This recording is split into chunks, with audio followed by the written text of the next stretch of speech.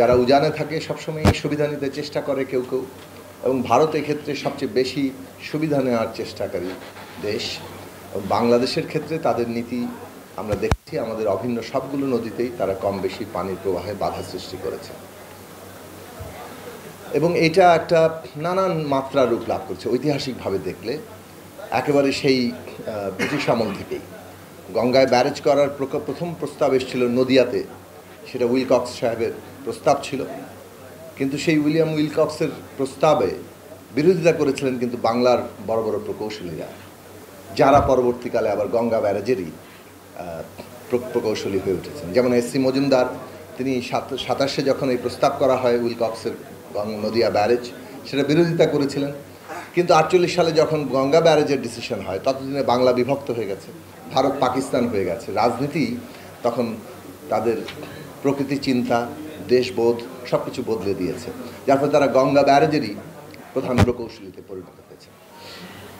পাকিস্তান আমলে এটা গোপনে অনেক তৎপরতা চললেও সেইভাবে একটা সম্ভব হয়নি, কিন্তু বাংলাদেশ প্রতিষ্ঠার অতি দ্রুত গঙ্গা ব্যারেজ বাস্তবায়িত হয়েছে, এবং আমরা দেখলাম যে 75-এ এসে এইটা পরীক্ষামূলক চালু করার নামে শেষ পর্যন্ত স্থায়ী হয়েছে।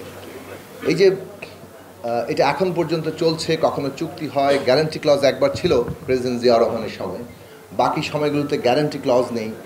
এই যে বাংলাদেশের বাস্তবতা, আমি একটা নদী দিয়েই বোঝা যায় 54টি নদীতে কী অবস্থা আছে, সেটা আসলে প্রধানত রাজনৈতিক প্রশ্ন, সার্বভৌমত্বের প্রশ্ন। মানে পানি এখন আর কেবল পানির অধিকার, প্রকৃতির প্রশ্ন নয়, এটা একই সাথে একটা সার্বভৌমত্ব এবং রাজনৈতিক প্রশ্ন।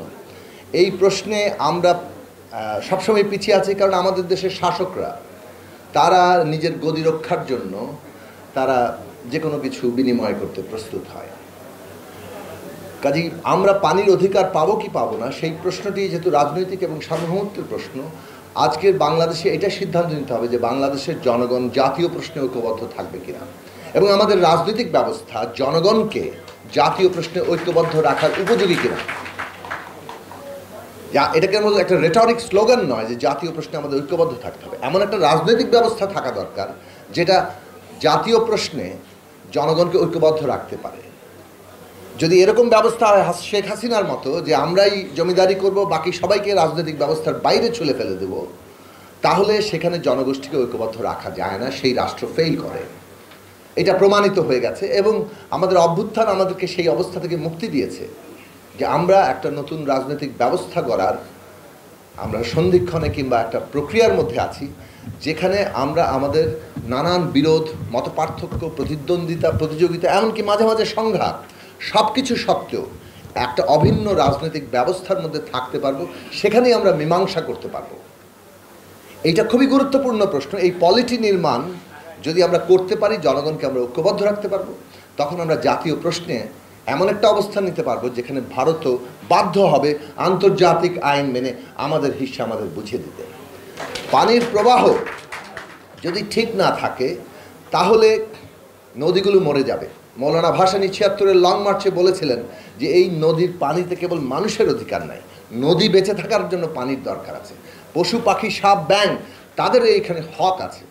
এই যে হকের প্রশ্ন, প্রকৃতির প্রশ্নটি এখন কেবলমাত্র প্রকৃতির প্রেম তো নয়, প্রকৃতির সুরক্ষারও প্রশ্ন না, এটা প্রকৃতি অনুযায়ী সমস্ত পরিকল্পনা পৃথিবীকে নতুন করে সাজানোর প্রশ্ন। না হলে প্রকৃতি যে ধ্বংস হওয়ার মুখোমুখি, ক্লাইমেট চেঞ্জ এবং ক্লাইমেট যে একটা এই চেঞ্জের যে অবস্থাটা, এটা একটা এমার্জেন্সিতে পরিণত হয়েছে, এটা একটা জরুরি অবস্থায় পরিণত হয়েছে।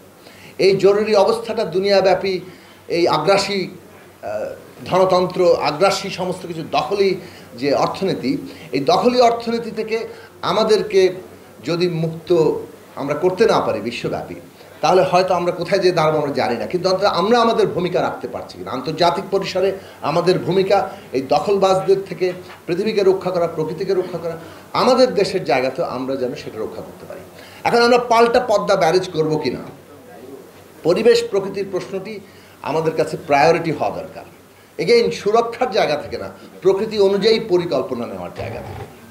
এই পার্থক্যটা দৃষ্টিভঙ্গিগত, কেননা জগৎ অ্যানথ্রোপোসেন্ট্রিক, মানুষ কেন্দ্রিক, জগৎ হওয়া দরকার প্রকৃতি কেন্দ্রিক, আমরা প্রকৃতির অংশ। এবং আমরা যে আজকে বিপ্লবের কথা বলি, আমাদের এইটাই বিশ্বাস।